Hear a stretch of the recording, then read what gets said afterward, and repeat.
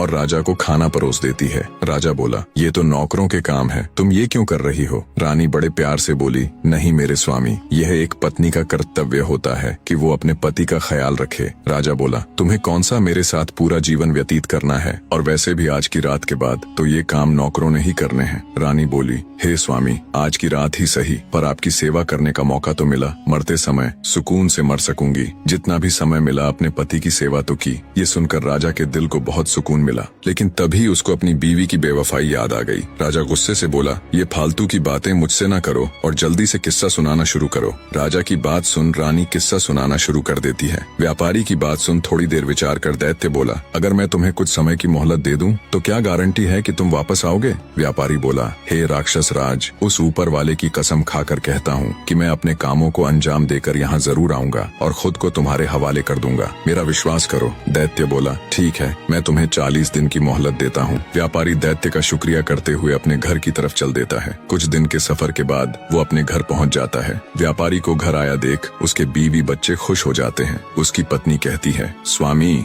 आप थक गए होंगे, हाथ मुंह धो ले, मैं अभी आपके लिए खाना लगाती हूँ। इस बार पता नहीं क्यों मेरा दिल बहुत घबरा रहा था, शुक्र है उस ऊपर वाले का, आप सही सलामत घर आ गए। बीवी के मुख से ये बातें सुन अंदर ही अंदर व्यापारी का हृदय पीड़ा से तड़प उठा। सोचा, जब हमेशा के लिए जाऊंगा तो मेरे बीवी बच्चों का क्या होगा? व्यापारी ने कागज के अंदर अपनी जिंदगी के बचे हुए दिन लिखे होते हैं। धीरे धीरे समय निकलता जा रहा था और व्यापारी के जिंदगी के दिन भी। उसने अपनी बेटी के लिए योग्य रिश्ता देख उसकी शादी कर उसे विदा कर दिया। खुशी के साथ साथ व्यापारी अंदर से दुखी भी था, क्योंकि आज उसकी अंतिम रात थी। कल का दिन तुम्हारा आखिरी दिन है, कल वो दैत्य तुम्हारे टुकड़े टुकड़े कर देगा। व्यापारी बिस्तर में पड़ा पड़ा यही सब सोच रहा था। नींद उसकी आंखों से कोसों दूर थी। उसे रह रहकर ये बात खाए जा रही थी कि उसके मरने के बाद उसकी बीवी और बच्चों का क्या होगा। दुखी हृदय के साथ व्यापारी उठकर बैठ जाता है और सिसक सिसक कर रोने लगता है। उसके रोने की आवाज सुन उसकी पत्नी भी उठ जाती है। व्यापारी को ऐसे रोता देख वो घबराकर उससे पूछती है, क्या हुआ स्वामी, आप रो क्यों रहे हो? व्यापारी पहले तो बात को टालने की कोशिश करता है, पर जब उसकी पत्नी ने ज्यादा जोर देकर पूछा तो वो टूट जाता है और सारा किस्सा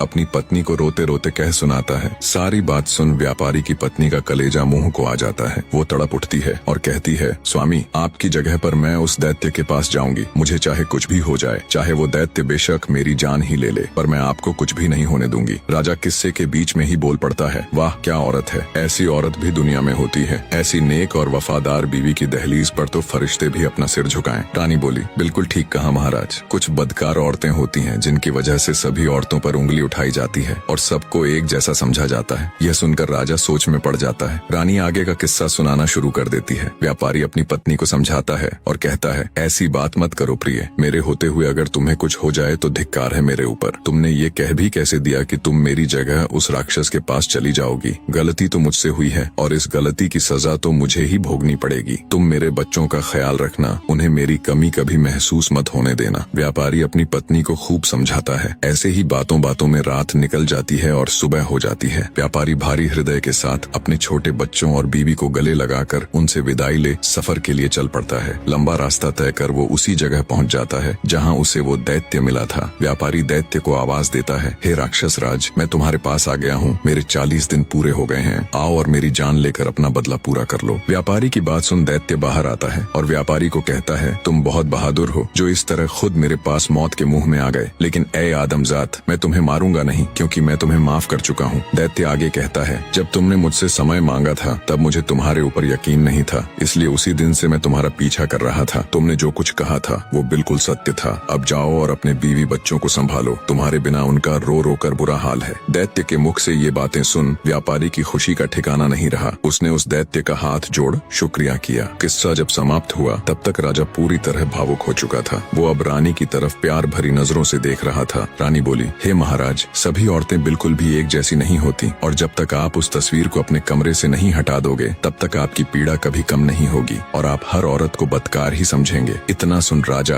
अपनी बेवफा पत्नी की वो तस्वीर फाड़कर उसे नष्ट कर देता है और रानी के हाथों को अपने हाथ में लेकर कहता है, हे रानी, आज तुमने मेरा हृदय परिवर्तित कर दिया। मुझ पापी से पता नहीं कितने पाप हुए हैं। हे रानी, तुम धन्य हो, आज तुमने मेरी आंखें खोल दी।